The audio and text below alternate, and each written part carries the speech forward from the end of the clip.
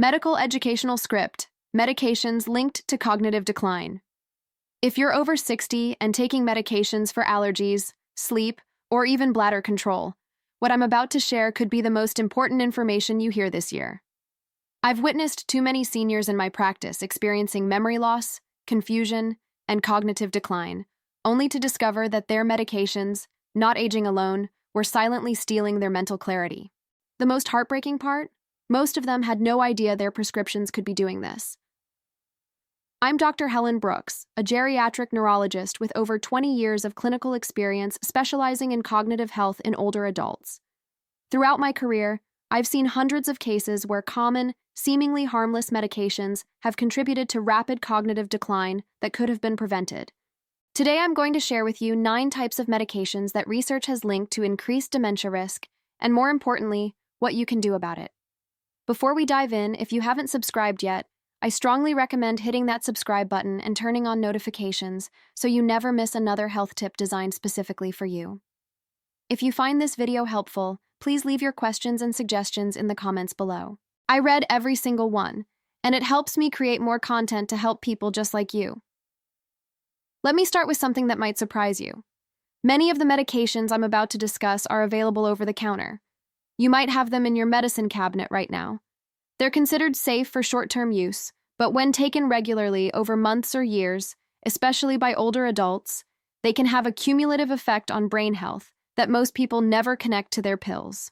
I'll never forget Margaret, a 72-year-old retired teacher who came to my office accompanied by her daughter. Margaret had always been sharp, the kind of person who did crossword puzzles in pen and could recall details from conversations weeks ago. But over 18 months, her daughter noticed something changing. Margaret started forgetting appointments, repeating the same stories within minutes, and struggling to find common words. Her daughter was terrified it was Alzheimer's disease. When I reviewed Margaret's medication list, I found she was taking an over-the-counter sleep aid every night, an allergy medication daily, and a bladder control medication her primary doctor had prescribed 2 years earlier. All 3 belonged to a class of drugs with what we call anticholinergic properties.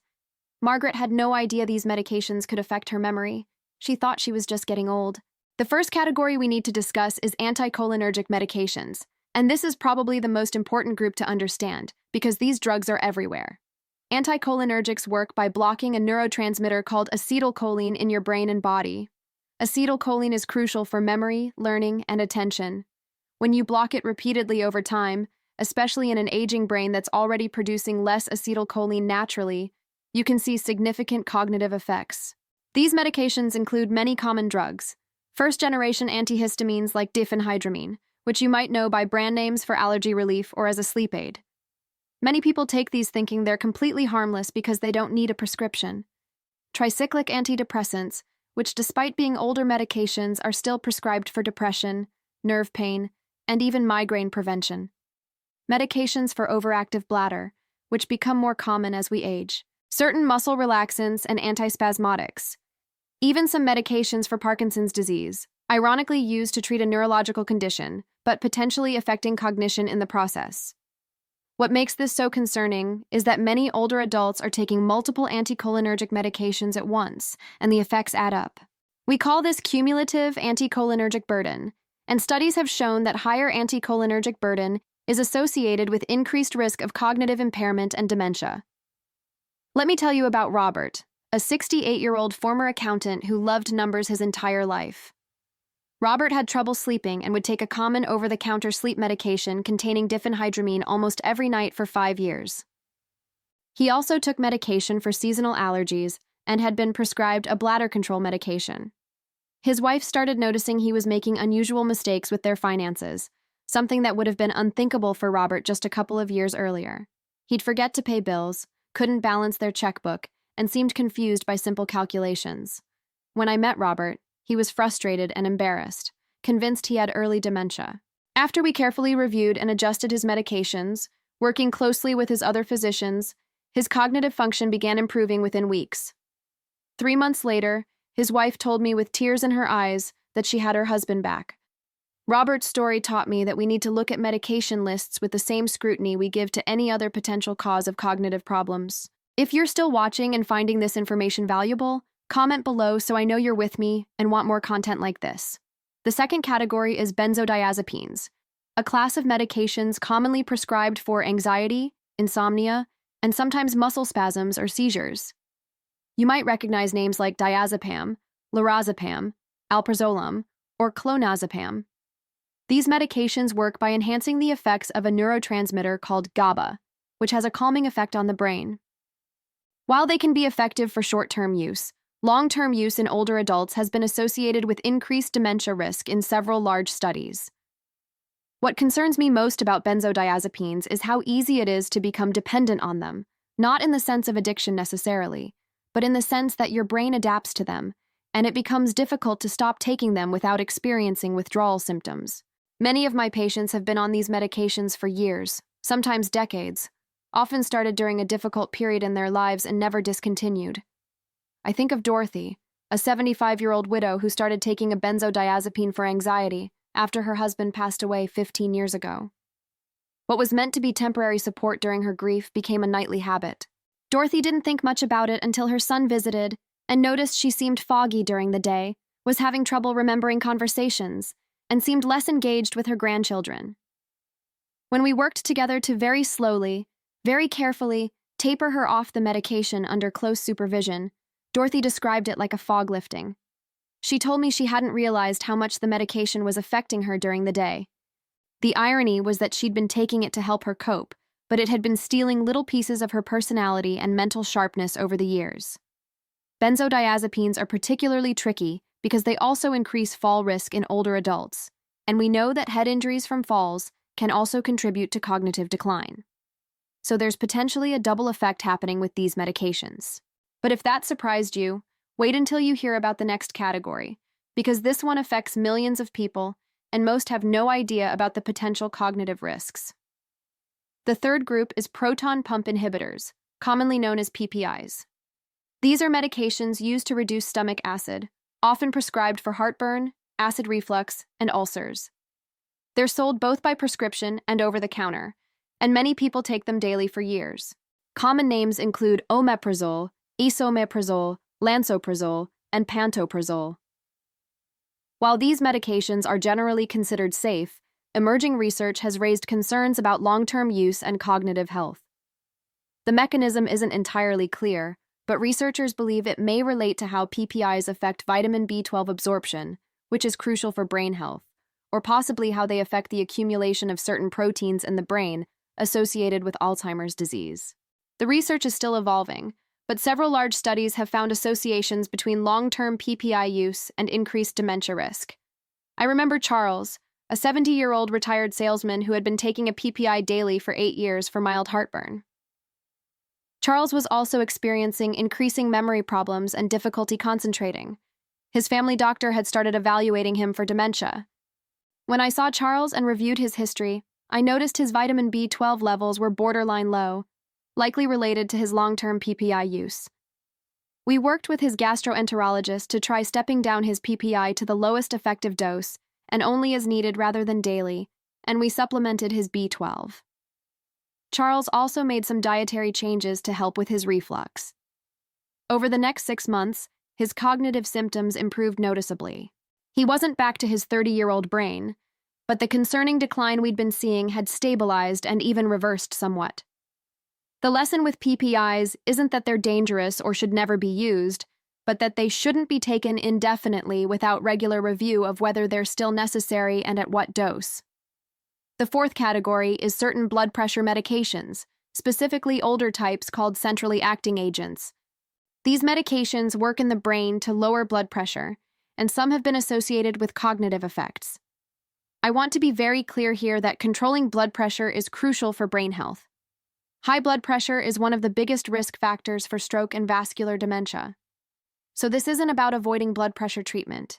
It's about being aware that certain older blood pressure medications might have more cognitive effects than newer options. Medications like clonidine or methyldopa work centrally in the brain and can sometimes cause sedation, depression, or cognitive slowing, especially in older adults. If you're taking blood pressure medication and experiencing cognitive symptoms, it's worth discussing with your doctor whether a different medication might work just as well for your blood pressure without those effects. I worked with Thomas, a 66-year-old who had been on an older blood pressure medication for 10 years. Thomas complained of feeling mentally slow, having trouble concentrating at his part-time job, and generally feeling like his thinking was muddy. His blood pressure was well controlled, but he was experiencing quality-of-life issues. After consulting with his cardiologist, we switched him to a different class of blood pressure medication, and Thomas reported feeling mentally clearer within a few weeks. His blood pressure remained well controlled, but without the cognitive fog he'd been attributing to aging. The fifth group might surprise you because these are medications that many people take to help them sleep.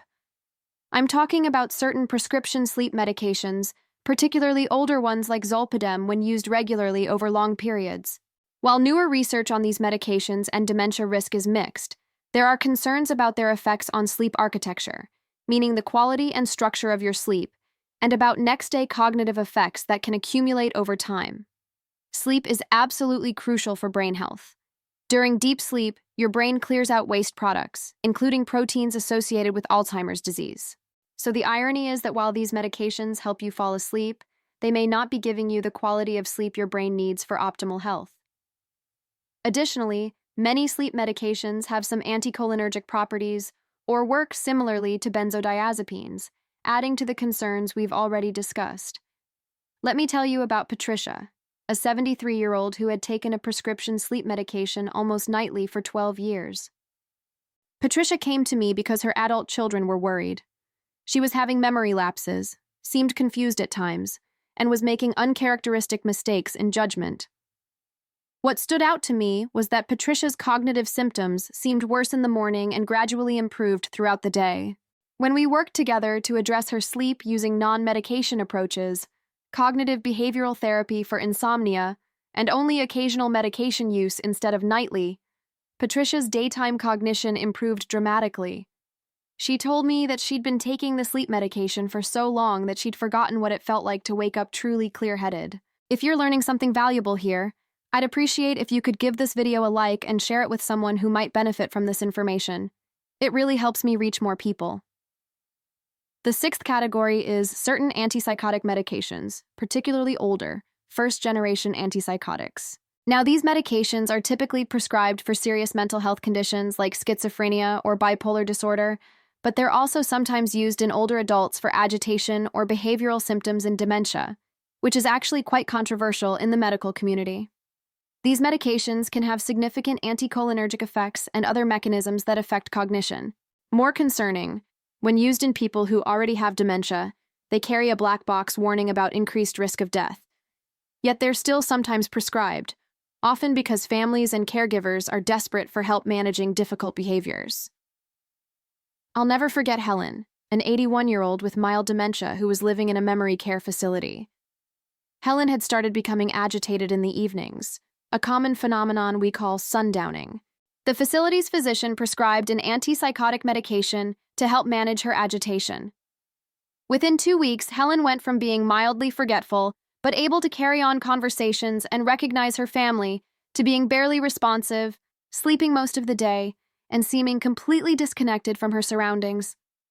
Her daughter called me in tears, saying it was like her mother had disappeared overnight.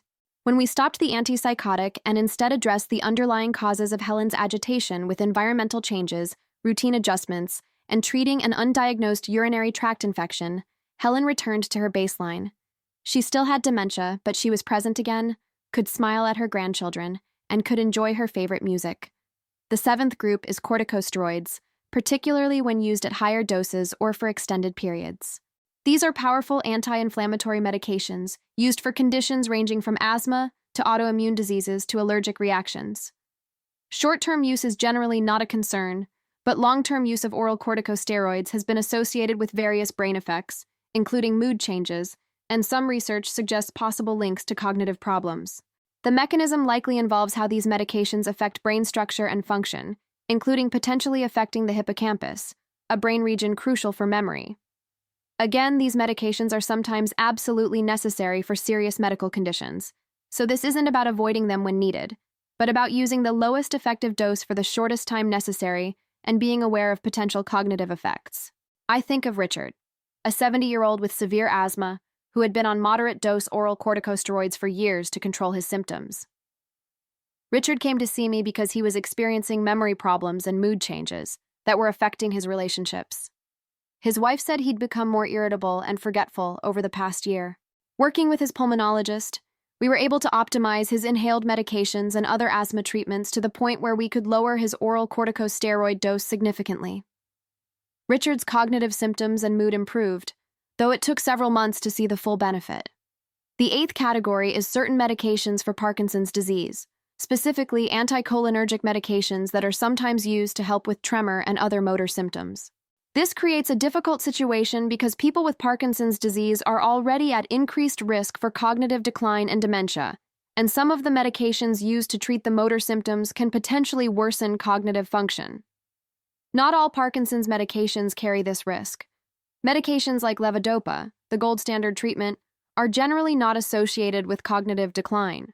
But the anticholinergic medications sometimes used, particularly in younger patients or those with prominent tremor, can have cognitive effects, especially in older patients.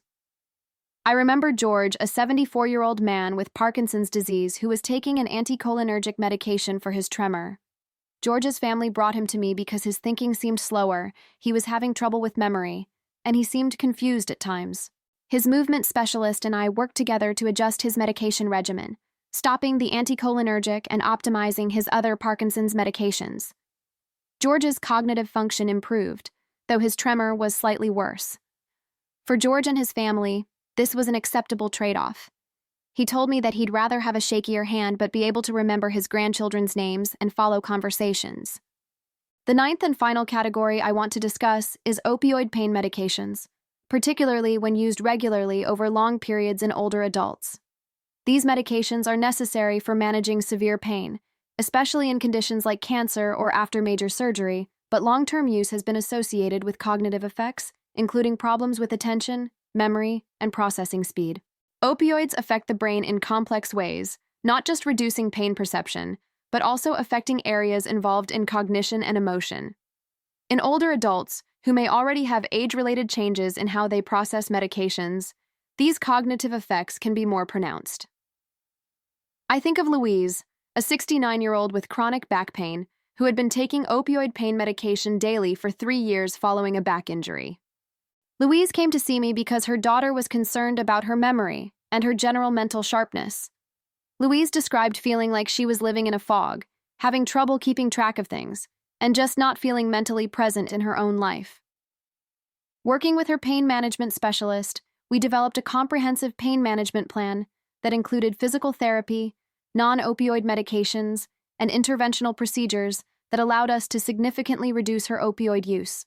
Louise described the change as dramatic. She said she felt like she'd been given her mind back, though managing her pain required more effort with the multimodal approach we took.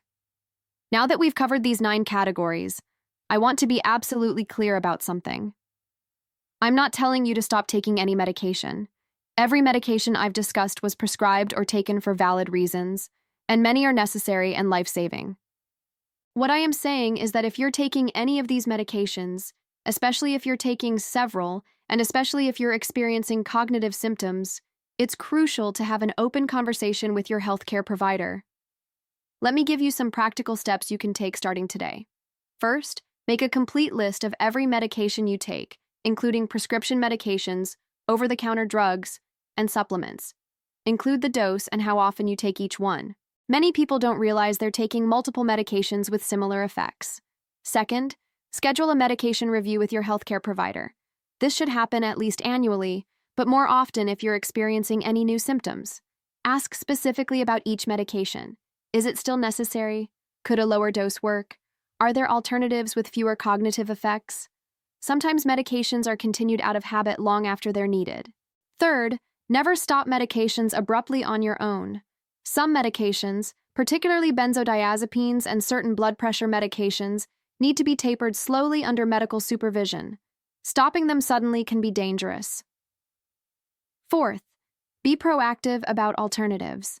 For sleep problems, cognitive behavioral therapy for insomnia is highly effective without medication risks.